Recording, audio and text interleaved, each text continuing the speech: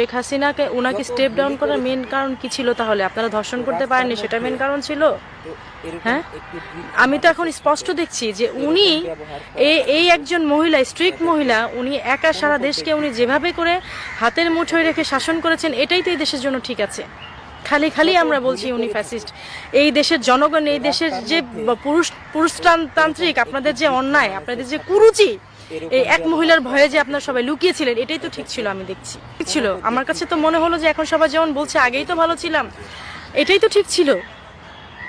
কি করছেন কি আপনারা? শিয়ালের দলের মতো এই সরকারকে পতন করে আপনারা জেল নাই, হাজত নেই, প্রত্যেককে ছেড়ে দিচ্ছেন। প্রত্যেককে আপনারা দেখছেন না পর্যন্ত যে তার কি ক্রাইম ছিল, তার হচ্ছে আগের ক্রাইমের রিভিউ কি ছিল, তার হচ্ছে বিফোর শয়তানের মতো লুকানো ছিল জেল হাজতে।